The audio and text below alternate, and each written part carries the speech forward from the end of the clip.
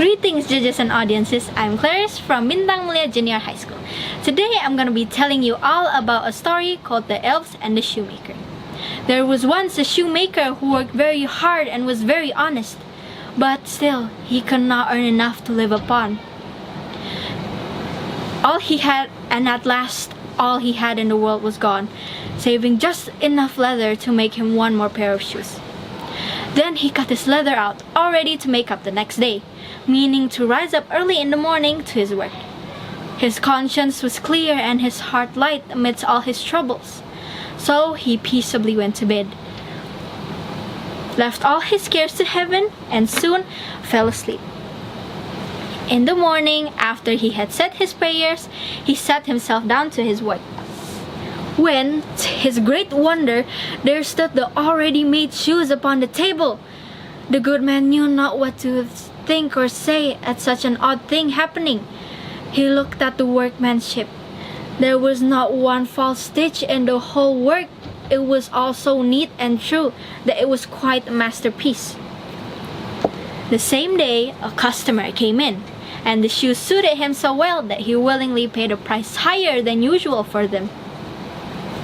And the poor shoemaker, with the money, bought more and enough leather to make 2 more pairs of shoes.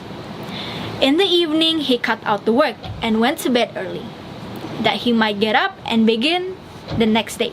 But he was saved all the trouble, for when he got up in the morning, the work was done ready to his hand. Soon in came buyers, who paid him handsomely for his goods, so that he bought leather, more and enough leather for 4 more pairs of shoes. He cut out the work again overnight, and found it done in the morning, as before, and so it went on and on for some time. What was got ready in the evening was already done by daybreak, and the good man soon became thriving and well off again. One evening, about Christmas time, as he and his wife were sitting over the fire chatting together, he said to her, "I would like to sit and watch tonight to see who is that comes and does my work for me."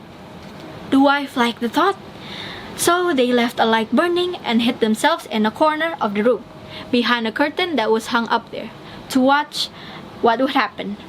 As soon as it was midnight, there came in 2 little naked dwarfs, and they sat themselves upon the shoemaker's bench, took up all the work that was cut out, and began to ply with their little fingers, stitching and wrapping and tapping away at such a rate that the shoemaker was all wonder, and could not take his eyes off of them. And on they went till the job was quite done, and the shoes stood ready for use upon the table. This was long before daybreak, and then they bustled away as quick as lightning. The next day, the wife said to the shoemaker, "These little wights have made us rich, and we ought to be thankful to them, and do them a good turn if we can. I am quite sorry to see them run about as they do, and indeed it is not very decent, for they have nothing upon their backs to keep off of the cold. I'll tell you what, I will make each of them a shirt, a coat, and a waistcoat, and a pair of pantaloons into the bargain, and you will make each of them a little pair of shoes." The thought pleased the good cobbler very much, and one evening, when all the things were ready, they laid them on the table, instead of the work that they used to cut out, and then went and hid themselves, to watch what the elves would do. About midnight in they came, dancing and skipping, hopped around the room, and then went to sit down to their work as usual. But when they saw the clothes lying for them, they laughed and chuckled, and seemed mightily delighted.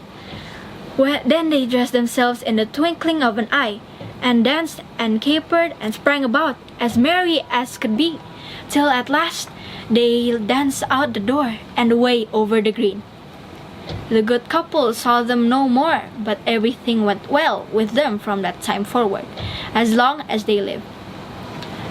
The moral of the story that we can get is we should help each other out whenever they are in need.